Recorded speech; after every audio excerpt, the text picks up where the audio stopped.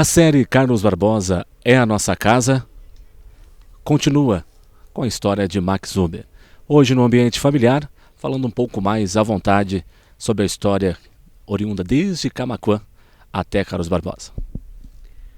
Pois é, estamos aqui então, esse aqui é o pátio da minha casa, né? Que com muito sacrifício a gente conseguiu a construir ela. Depois eu vou falar um pouquinho sobre como foi feita essa casa, né? Estamos abaixo da casa, numa árvore que eu mesmo plantei, estamos na sombra aqui, bem tranquilo. Esse pé de butiá que está logo aqui atrás, ganhei de um cliente do salão de beleza, né? Também é uma história. É uma história também. Então, na verdade, tem muitas histórias. Não vou contar tudo, né? Mas uma boa parte a gente vai falar. Bom, no último tape nós falamos sobre a história que continuaria, né? Mas o detalhe é que a história para chegar em Carlos Barbosa, ela é desde Camaquã. Um pouquinho da criação do que aconteceu lá em Camaquã. 1980, por ali, um pouco mais, um pouco menos, era uma época muito difícil lá em Camaquã, né? Já que o meu pai, ele precisava trabalhar em 2 trabalhos, né? Até mais, muitas vezes, porque a minha mãe era uma pessoa, sempre foi muito doente, teve filhos muito próximos um do outro, então ela passou por algumas dificuldades de saúde, né? O que enfraqueceu muito ela, e ela acabava tendo que usar alguns remédios pesados, né, para poder dormir, né? E então por muito tempo a minha mãe também ficou internada numa clínica em Pelotas, aquelas clínicas que antigamente, quando a pessoa tinha um problema mental, era feito tratamento de choque, não é medicamento, né? Tinha medicamento também, mas bastante tratamento de choque. O pai mesmo contava, né? E o pai ficava muito triste por isso, porque era necessário. Eles tentaram de tudo para que ela se recuperasse. E na realidade não havia uma recuperação, até um ponto que chegou que os especialistas, né, falaram para o meu pai que realmente a tendência era cada vez pior, não melhoraria nunca mais. Então o meu pai, ele foi pai, mãe, foi tudo para nós. E essa casa que a gente vê alguns fragmentos ainda de casa, né, que está aí na tela, essa casa é a casa da minha avó. A minha avó, que ela é muito marcante para mim, a avó Benezina, né? Ela foi uma mãe para nós também, porque como meu pai tinha que trabalhar fora, então durante o dia ela ficava supervisionando, a minha mãe até ficava em casa, né, e tal, mas a minha avó ficava cuidando, né? E a gente gostava muito de ir até a casa da avó, já que era bem pertinho, né, poucos metros ali de distância. Então, ir nesse local que vocês estão vendo as imagens aí, para mim é quase impossível não me emocionar, né? E principalmente porque toda vez que eu vou a Camaquã, né? Toda vez que eu vou a Camaquã, eu tenho que ir até esse local, que hoje já não é mais da família, foi vendido para uma outra pessoa, mas é uma pessoa muito querida, uma pessoa muito boa, que nos cede, sempre diz, olha, quando vocês quiserem vir, vem. Eu acho que eu sou o cara que mais vai lá, porque para mim marcou muito aquele local. Bom, falando sobre a história do pai e mãe, alguma coisa marcante que liga essa família, os irmãos, onde é que estão os irmãos, o que os irmãos pensam da criação? Bom, nós somos uma família, né, para a gente poder identificar bem, era para ser 6, éramos 6, né? Nome de um filme, né? Uma novela. É isso aí. E 3 meninos e 3 meninas, né? Como eu acredito que seja o próprio medicamento que a minha mãe tomava, ele acabava cortando, né, o efeito do anticoncepcional. Então teve filhos muito próximos um do outro, né? E a minha mãe fraca e tal, cheia de problema. Em uma dessas ocasiões aí, o meu pai foi trabalhar, como eu falei, ele trabalhava em 2 ou 3 trabalhos, né? Ele trabalhava na construção. Quando não tinha construção, ele trabalhava na lavoura mesmo, né? Ajudando os vizinhos ali, ou até mesmo no engenho de melado que a minha avó tinha. Ajudei muito a fazer melado, fazer rapadura, né? A gente fazia rapadura, colocava nas tábuas e colocava dentro de um açudezinho que tinha lá para esfriar, né? Não tem geladeira, né? Então era assim que se fazia. E até inclusive, né, eu vou esticar um pouquinho mais aqui, nós ajudava a avó a trazer lenha, vassoura vermelha, né? E eu vou colocar umas imagens do campo aí. Nós descia esse campo aqui, ó. Tanto nós descíamos com vassoura vermelha, com de carrinho de lomba, muitas vezes, né? Nós brincávamos de carrinho de lomba, descia até próximo a essa pedra grande que tem aqui embaixo, né? E por muitas vezes a gente parava o carrinho dentro do barro mesmo, né? Mas é interessante contar essa história de buscar as vassouras vermelhas para botar a ferver o tacho de melado. É que a troca que nós fazia era a seguinte: naquela época não tinha luz, então a minha avó, ela, para conservar as coisas, as carnes, né? Que eles ganhavam muito miúdo, que eles chamam, né? Que é aquele resto que sobra de uma carneada, né? E ela então fazia bucho, né? Aqui chama de mondongo, né? Mas é o bucho, né? Ela fazia, cozinhava tudo bonitinho, depois ela colocava numas latas grandes que tinha de azeite, acho que é Primor, uma coisa assim, né? E ela colocava com graxa, né? Depois a graxa secava e aquilo conservava. Então eu me lembro muito bem que nós ia buscar a vassoura vermelha lá em cima do campo, né? Tinha uma lavoura lá em cima, e em troca de trazer as vassouras, então ela nos dava um pedaço de bucho. E nós ia tirando, né? Tirando aquele bucho. Tirava as lasquinhas, né? Porque ele sai de lasquinha, né? E comia frio mesmo, daquele jeito, né? E era muito bom, era maravilhoso. Então quando eu vejo hoje muitas jovens reclamando da comida, porque eu não quero isso, não quero aquilo, inclusive até o meu filho às vezes faz isso, né? Eu fico pensando que pena que eles não viveram na época que eu vivi. Que lá a gente comia o que tinha, né?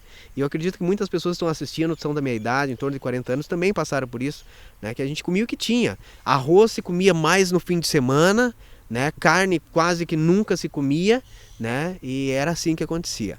Mas voltando à história, né? Então nós ajudava a avó lá, né? Morava próximos ali, então a minha avó foi uma pessoa muito forte para nós também. E aí, nesse período, como tinha uma gravidez muito próxima da outra, o meu pai, para sustentar toda aquela criançada, que o meu pai sempre foi muito trabalhador e é até hoje, né? Ele trabalhava então de dia num local e à noite no outro. À noite ele trabalhava numa ferraria que ficava do lado de uma serraria, onde serrava a tora. Ele fazia carroça, ele fazia arado, grade, todo esse tipo de coisa, né, da agricultura, lá no Afonso Técimo, ali na Santa Alta, né? Então era uma coisa muito interessante. Eu algumas vezes fui até lá e eu me apaixonava em ver aquele ferro vermelho, né?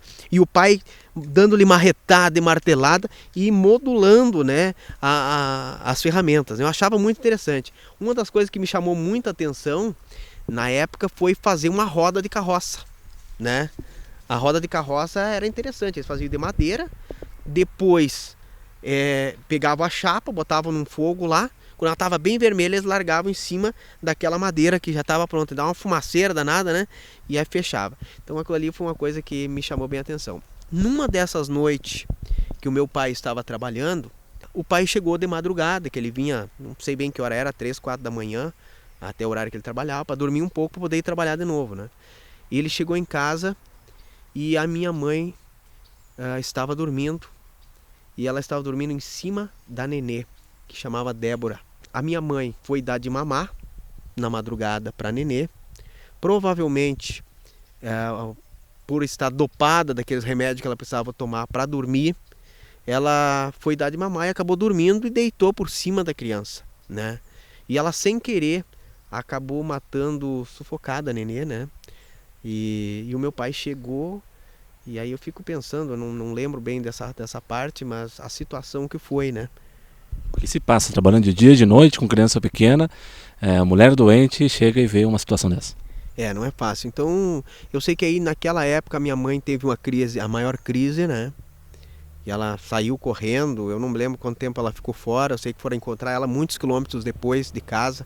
Ela foi pro lado da casa dela, que ela morava muito longe dali, né? Os pais dela, né?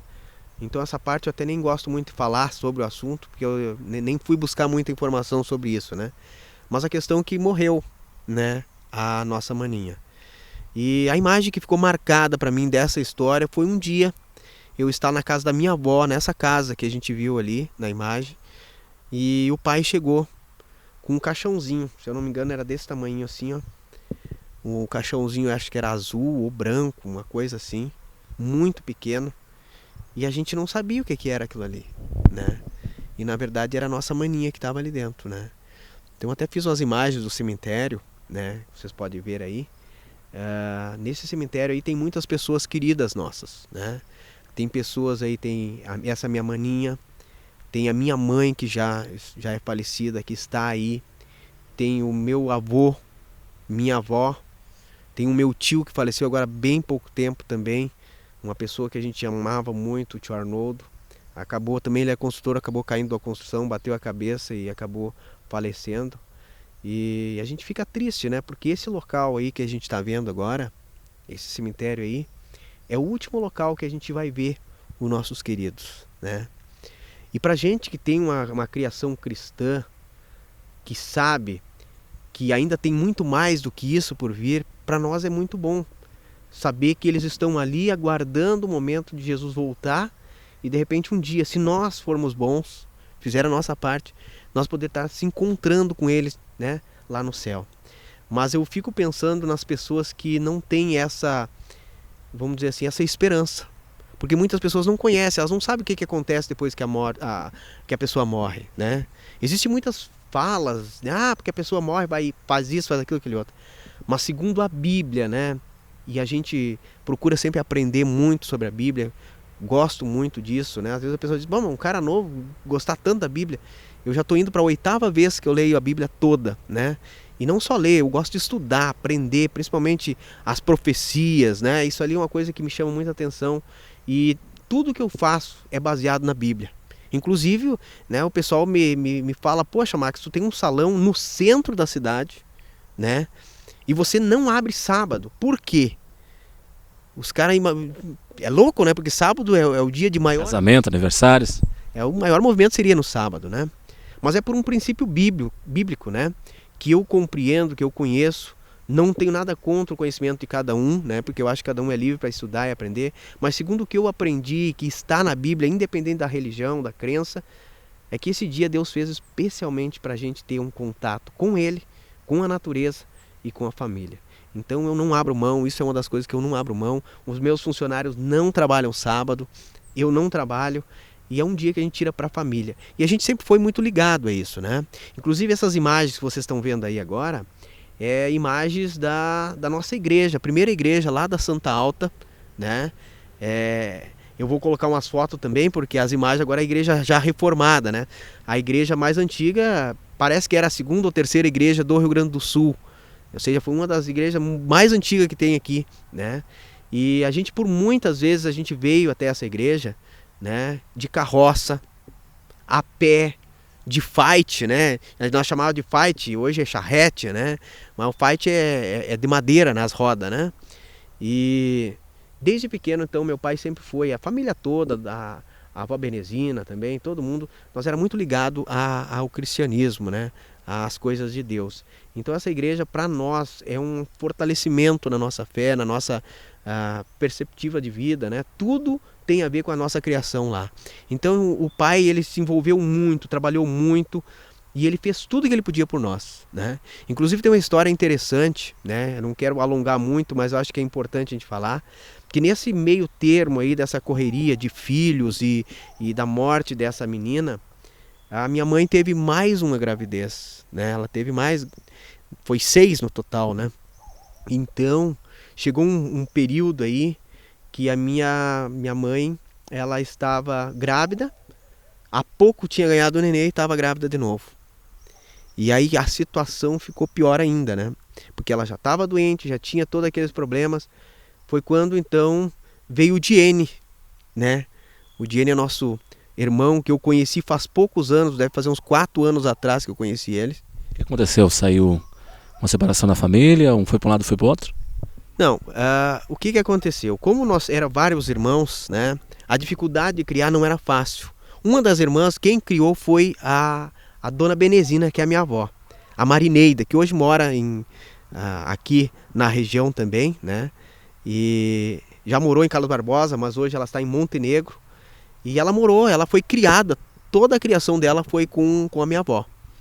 Porque o pai não tinha condições de criar todo mundo, né? E esse menino, o Diene, ele foi um menino que tinha um primo do meu pai que não podia ter filhos, né? E a questão de adoção é muito difícil, né? Ainda hoje naquela época era bem difícil. Então o que aconteceu? O pai, fizeram lá um combinado entre eles, né? E quando nasceu o neném, então já foi registrado né, no nome dessa outra família, né? E a gente sabia, ele sabia também, todo mundo sabia quem era quem.